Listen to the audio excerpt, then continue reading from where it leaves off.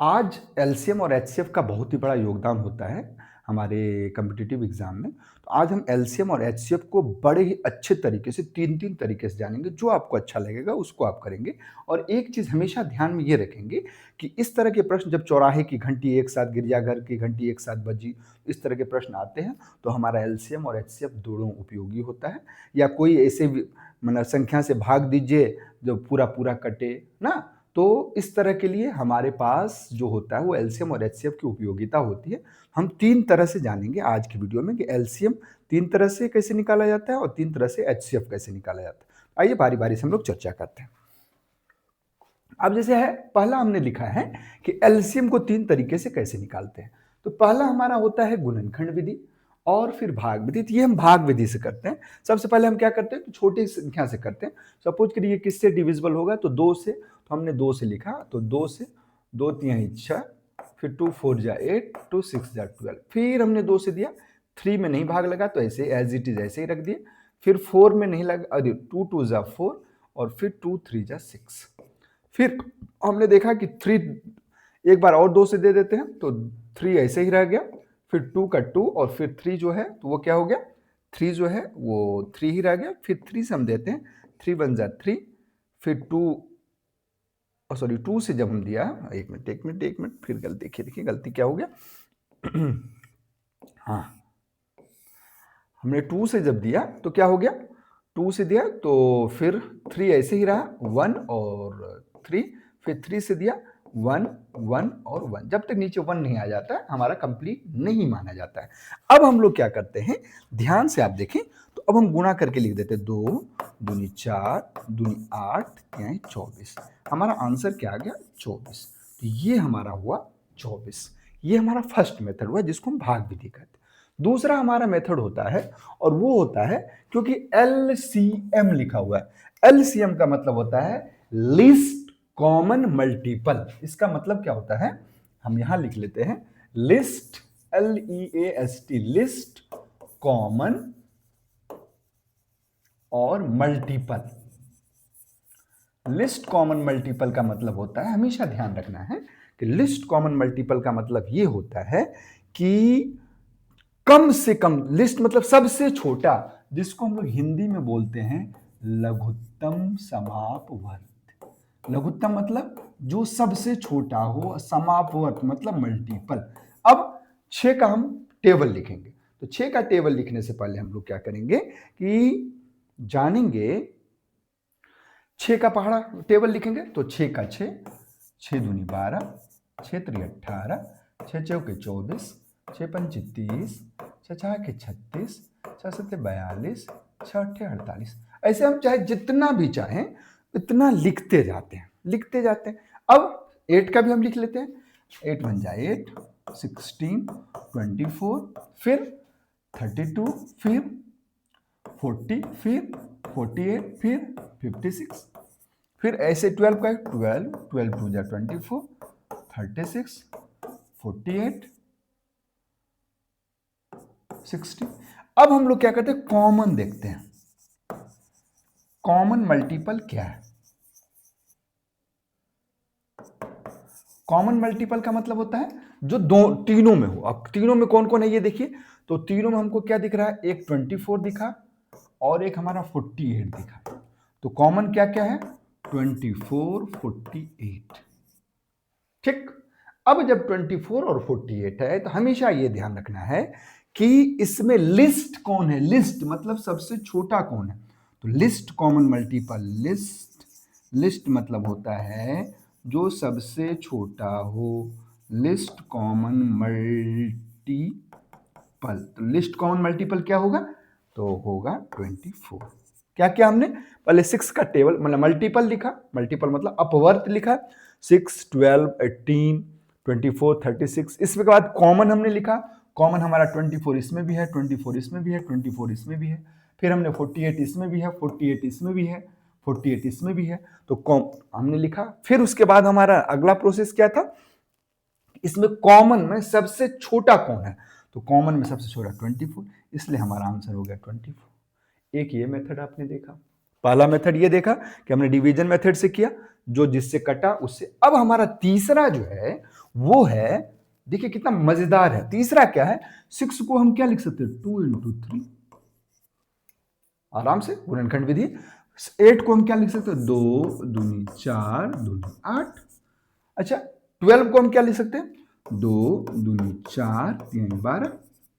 बस अब हम देखेंगे हमारा 2 हाईएस्ट टाइम कितने बार है। तो 2 कितने बार है, इसमें 1 बार है, इसमें 3 बार है, इसमें 2 बार है। तो हाईएस्ट कितने बार हुआ, 3 बार। तो हम लिखेंगे 2 2 2, 3 टाइम्स लिख लिया हमने। फिर उसके बाद 3 हाईएस्ट बार कितने बार है, इसमें 3 दिख रहा है, इसमें दिख रहा है, इसमें नहीं दिख रहा, तो मतलब 3 एक ही बार दिख रहा है। तो हमारा आंसर क्या हो जाएगा, 2 दूनी 4 दूनी 8 3 24, 2 2 जा 4 2 जा 8 3 जा 24। देखा कितना कंप्लीट है। क्या किया हमने, पहले में हमने डिवीजन मेथड किया, दूसरे में हमने मल्टीपल किया, और तीसरे में हमने क्या किया, इसको खंड करके फिर किया। अब हमारा एलसीएम का मेथड है, लिस्ट कॉमन मल्टीपल, लघुत्तम समापवर्त।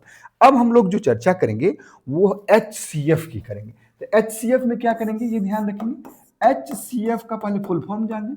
एचसीएफ का मतलब होता है हाईएस्ट, फिर होता है कॉमन, और फिर होता है फैक्टर। हाईएस्ट कॉमन फैक्टर का मतलब हुआ सबसे बड़ा, हाईएस्ट मतलब, इसलिए इसको कहते हैं महत्तम। महत्तम, महत्तम मतलब सबसे बड़ा। समापवर्तक, सॉरी, समापवर्तक। समापवर्तक का मतलब होता है अपवर्तक, मतलब फैक्टर, इसलिए फैक्टर लिखा। अब इसमें भी 3 मेथड हम लोग निकालते हैं। पहला मेथड हमारा क्या है, फर्स्ट मेथड। फर्स्ट मेथड है, जैसे हमारा पिछला वाला क्या था, 6 8 और 12, यही हमारा था, तीनों डिजिट, तीनों संख्या। अब हम क्या करेंगे, फर्स्ट मेथड में क्या है, 6 किससे डिविजिबल होगा, 1 से होगा, 2 से होगा, 3 से होगा, 6 से होगा। 8 किससे डिविजिबल होगा, 1 से होगा, 2 से होगा, 4 से होगा, 8 से होगा।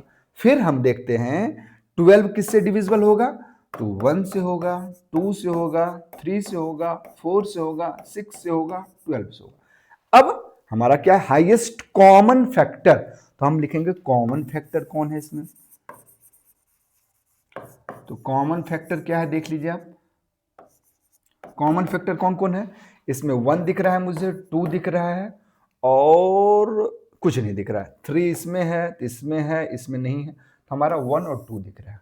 इसमें हाईएस्ट कौन है, तो हाईएस्ट कौन है, हाईएस्ट है 2। हमारा आंसर हो गया एचसीएफ, जिसको मौसो बोलते हैं, महत्तम समापवर्त बोलते हैं। ये हो गया हमारा 2 आंसर। समझ में आ गया होगा। हमने क्या किया, सभी का फैक्टर को लिखा। 6 का फैक्टर, फैक्टर मतलब होता है जिस जिस संख्या से वो कटे। तो जिससे जिससे कटा, 1 से कटा, 2 से कटा, 3 से कटा, 6 से कटा। फिर हमने क्या किया, फिर हमने देखा कि 8 किससे कट रहा है, 1 2 4 8 से। फिर 12 के 1 2 3 4 6 8। तो ये हमारा फर्स्ट मेथड हो गया। अब हमारा सेकेंड मेथड क्या है, ये देखिए। 6 का हम फैक्टर करेंगे, तो इसको क्या लिख सकते हैं, सॉरी मतलब खंड खंड करेंगे, गुणनखंड करेंगे, अभाज्य गुणनखंड। 2 इंटू 3 लिख सकते हैं। फिर हम 8 को क्या लिख सकते हैं, 8 को हम 2 2 2 लिख सकते हैं। फिर 12 को हम क्या लिख सकते हैं, जैसे पिछले बार किए थे, 2 2 3 लिख सकते हैं। अब हम देखेंगे इन तीनों में कॉमन कौन है।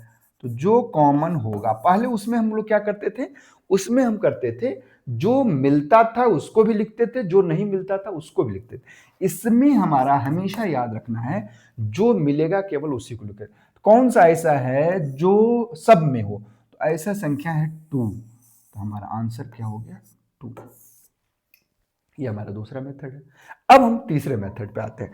तीसरा मेथड क्या होता है, और उसको हम कहते हैं भाग विधि, डिवीजन मेथड। अब ये भाग विधि क्या है, ये देखिए अच्छे से आप। भाग विधि में क्या होता है, जो हमारी तीनों संख्या होती है, बड़े, जो सबसे बड़े, असेंडिंग ऑर्डर में हमने लिख लिया 6 8 12।